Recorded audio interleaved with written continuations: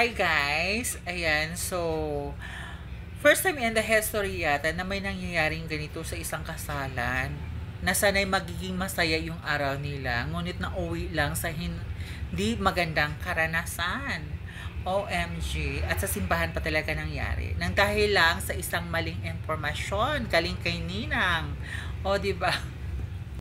Sa mga ganyang okasyon, dapat 100% sure talaga na kung may nangyayari mang reschedule, dapat alamin talaga natin mula sa kinauukulan kung talagang na-reschedule para hindi mangyayari yung ganon, di ba?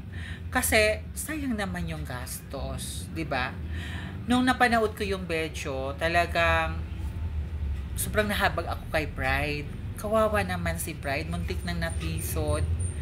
Tas nahihirapan pa siyang maglakad dahil walang umalalay sa kanya.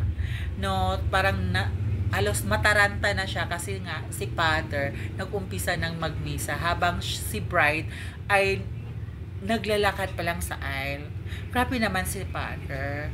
Dapat inantay mo na si Bride at binigyan ng magandang moment sa kanyang paglakad, di ba? Patungo sa altar habang susunduin siya ng kanyang groom. Diyos ko, minsan lang tayo ikasal. Ano ba naman yun? Pero, bago tayo maghusga, bago tayo magbitaw ng mga masasakit na salita, kay Father, dapat alamin muna natin yung buong kwento, yung buong katotohanan. Alam niyo guys, di ba kasi bago ikasal ang isang tao, dadaan mo na sila sa isang matinding seminar. Sasabihin sa inyo yung ganito, ganyan, i-brief kayo. Tapos, kailangan sa araw ng inyong kasal ay huwag kayong mahuli. Di baling si Father yung mahuli. Basta, huwag lang mahuli yung ikakasal. Pero bakit nahuli? Para sa akin, kung sino man yung may mali dito, wala akong kinakampihan. Hindi ko kinakampihan si Father at hindi ko rin kinakampihan yung kinakasal. Ang sa akin yung kung ano yung tama. I'm sorry but ang mali dito para sa akin is yung ikinakasal. Alam yung kung bakit. Kasi nakaschedule na kasi yan. At yung schedule na yan, hindi niyan maaring magbago. Hindi yan maaring ma-reschedule. Kasi ikaw ba naman na pag-aantayin ka ng isang oras sa isang venue, halimbawa may ka-date ka, tas nag-usap kayo na magkita sa ganito place, sa ganong oras, diba? Tapos isang oras ka na nag-aantay, wala pa rin yung ka-date mo, diba?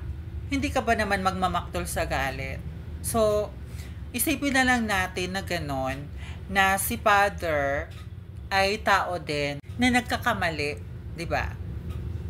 Minsan talaga tayong mga tao na kapag galit ay hindi na natin makontrol kung ano yung sasabihin natin, di ba? Hindi porket pare si Father ay wala na siyang karapatang maglabas ng kanyang emosyon, ng kanyang galit, ng kanyang sama ng loob. So, ang tanging iisipin na lang natin sa ngayon, kasi total tapos na, nangyari na, naganap na yung kasalan, na tanggapin natin na meron din tayong mali. Hindi lang si Father, di ba? Lahat tayo may mali. Tigilan na natin yung pagbibitaw ng hindi magandang salita para sa isang pare na minsan nagkamali. At ang mabuti dito ay gawin natin itong isang moral lesson para sa lahat. Nang sa ganon ay hindi na mauulit yung ganitong pangyayari. Tanggapin natin kung sino man yung may mali at buksan natin ang ating mga puso para magpatawad. God bless po sa ating lahat.